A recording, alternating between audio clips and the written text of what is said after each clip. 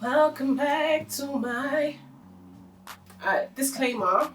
Two disclaimers actually. One, I have a cold, so I sound like a subordinate. I sound like a less than worthy individual. I sound sick. I sound disgusting. So on top of improving my sound, which might not be top notch yet, but I'm trying to improve as I go. Second disclaimer is I bought a monitor, so where I can see myself when I film, because the camera that I'm using doesn't have that flicky thing, and I don't know how to act. I keep looking at myself in this monitor and as if I've never seen monitor before, do you know what I mean? But what I've told myself is that you guys are the most important thing here.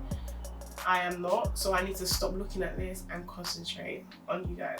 Anyways, today is the question and answer video that I had promised you guys for quite a while now. Some questions are from people, from you guys, and some questions are general interior design questions that haven't been asked, but I do know will be asked sooner or later, so I have involved them. What piece in your portfolio are you most proud of? I don't know which piece. I'm proud of all of them, but I would say my most recent one, one of my most recent ones, is a grey and blue living room. I'll try and post it here, and it's kind of different to what I've done so far. There's not one bit of gold in it, and you guys know how much I love gold. I love it. I love the living room so much because I love it to the point where when I am stressed, I imagine myself in that place. I don't know what it is about that design, but it just brings me so much calm. I don't know, but I love it. I absolutely love it. So that's my favourite so far. But generally, I'm proud of all my work because it does show where I've come from and where I'm going. I need to stop looking into that monitor. I must stop. I need to stop. What is your experience with AutoCAD, 3D Max, InDesign? So out of them, I use AutoCAD, and to be fair, I'm not gonna lie, I hate AutoCAD. I absolutely hate it. It's difficult. Very good though, but very difficult. And I'm a lazy girl. No. I'm not lazy. But when it comes to designing, I kind of fall back more on HomeByMe, that you guys must know about if you follow me on Twitter. But I am trying to learn SketchUp. It's not SketchUp. AutoCAD is not SketchUp. What am I talking about? But AutoCAD, SketchUp, same thing. Do you know what I mean? 6 out of 10 of my work is done with HomeByMe, and the other 4 out of 10 is done with SketchUp.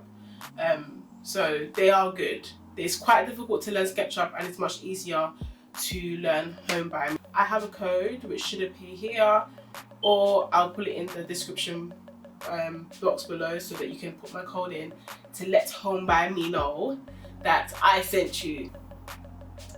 How would you prioritize tasks for a renovation project? Good question. Good question.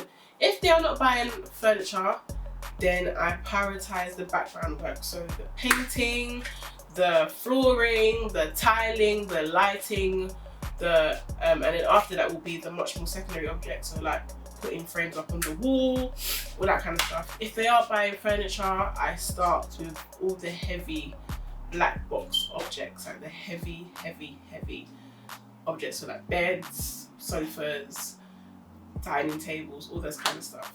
What do you need to consider when designing space, budget, and time? Is there any interior design style you favour or dislike? I love everything. Like, no cappuccino. I love every single style, and that is why I can't give a definitive answer on what my style is. I love a bit of everything. I think one thing that is consistent in my style is the love of gold metallics. Oh, gold accents make me so happy. But I've also challenged myself not to use gold. So if I'm not using gold, I'm probably using that bronze or silver. So somehow I'm using metal. I love every single design style. Maximal, minimal, anything all. I love it. Love it. How do you keep up with industry changes? Good question. I don't. I do what I want. I'm joking. Let me be a good person and not lie. I just research about it, and what I want out of the industry change, I will adapt to my own work. Were you artistic as a child? I don't know. Was I artistic?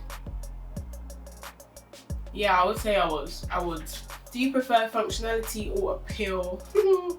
Good question. Functionality is the use of the home and it being practical, and appeal is just how it looks.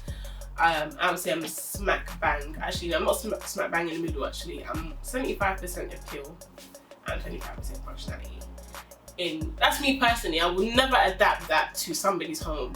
I want the interior design project that I'm doing for a client to be functional. Do you know what I mean? There's no use of having a mirror and I paint it black for the sake of aesthetics. How are they going to look at themselves? Do you see where I'm coming from? For me, it's more appeal. I want things to look good. But like life, it should be functional and it should appeal. So smack bang in the middle on paper. In real life, much more appeal, definitely. Describe a time when you fell behind schedule. What did you do? I panicked. I crumbled. I went underneath my covers and I started crying like, God, what am I gonna do? God, what am I gonna do? God, what am I gonna do? I'm in panic. But I got a grip. My boyfriend told me, Aurelie, get a flipping grip and just do the work. And it turned out I finished way earlier than I expected. Have you ever had to collaborate with architects or tradespeople who were difficult to work with? No. I haven't, thank God. And should I ever, they will know that I'm difficult too. Have you ever exceeded the budget for a project? I don't believe in exceeding the budget. I don't believe in exceeding the budget. I believe in using the budget that was intended in the first place. So if we started with £1,000 and we ended up spending £5,000, £5,000 was meant to be spent. We just didn't know in the beginning. So let's ask the questions that you guys have asked me. These questions are so funny, but I'll be here forever explaining them. Did you study interior design at university? And no, yes, because I just started. So this September I started studying interior design at the University of East London, the Docklands campus. So if you want to stalk me, come stalk your girl. Let's talk, let's have fun. That question was from car.lion_, so hey girl.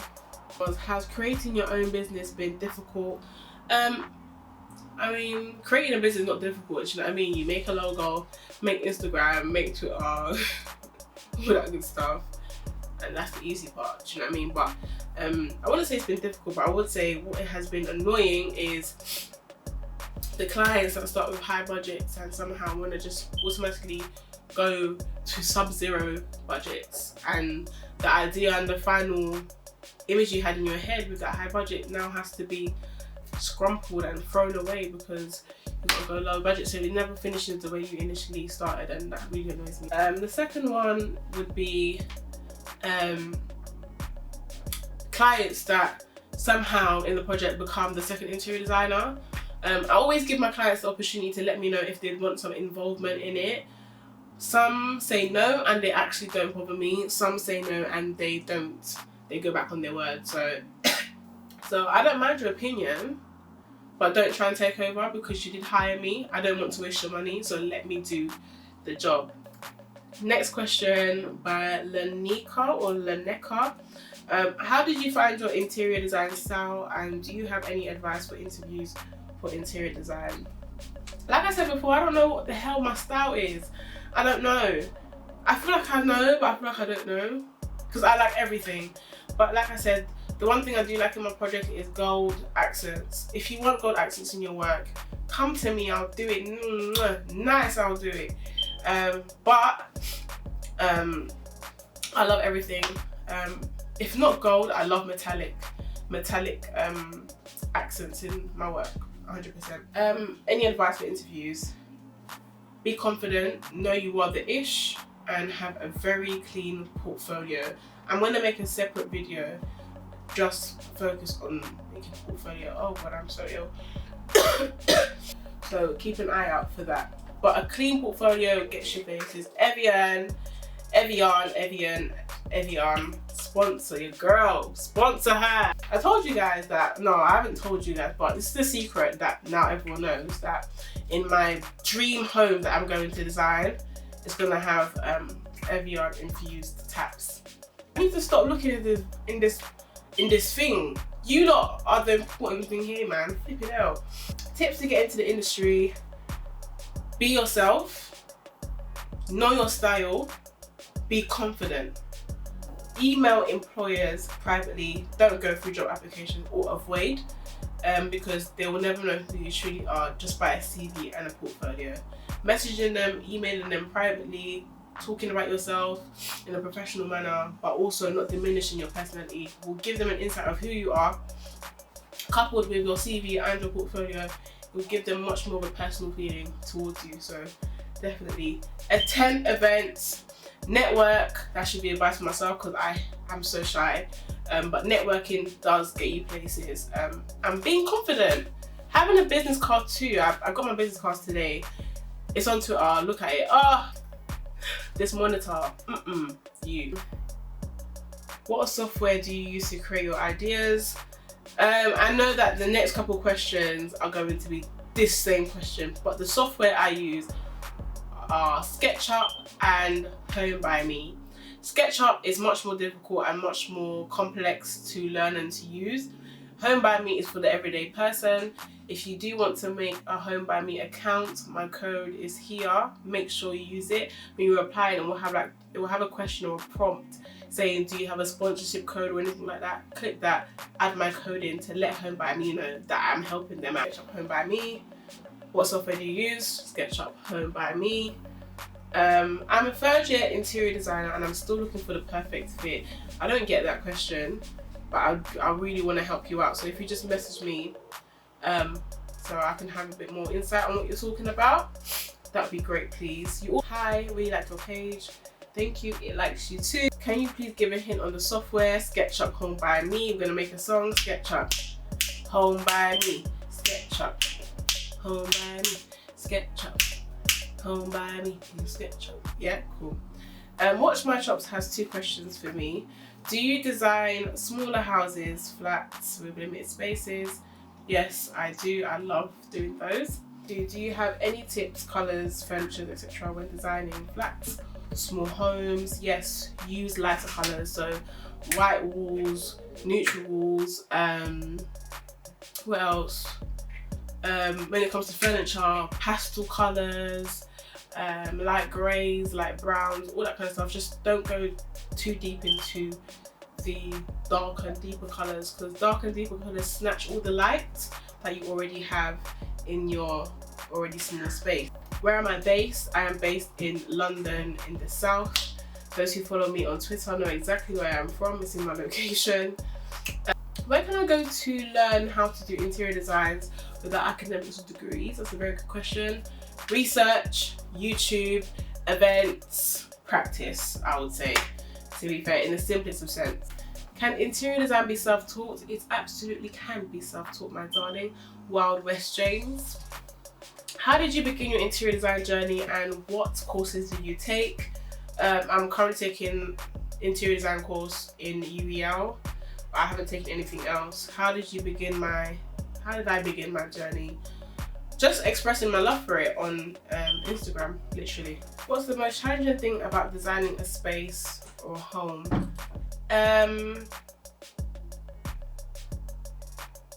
Nothing, but the first thing that comes to mind, to be fair, is clients that refuse to declutter.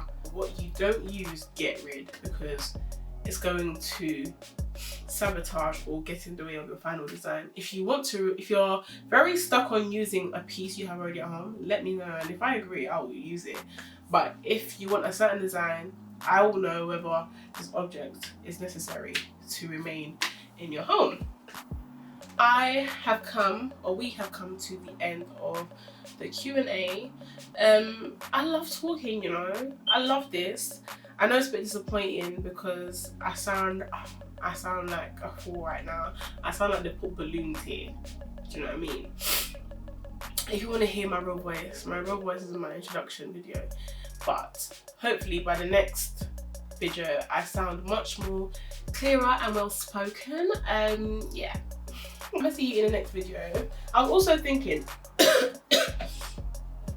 my interior design course at UEL has gone off to a great start, and I was thinking to give a student insight to interior design. I was thinking whether or not I should actually not record or kind of document my journey at uni. I don't know how. I'm kind of stuck between doing like a weekly summary or actually vlogging. I don't know yet, but if you guys have any ideas, just let me know. Any more questions, not any questions, but any more questions actually, any more questions you guys may have that I did not yet answer in this video, if you could please just DM me. I'm not consistent with replies, I'm not gonna lie to you, but I do try and find the time to answer questions that haven't yet been answered by me. If they have, I'll just literally send you the link to this YouTube video.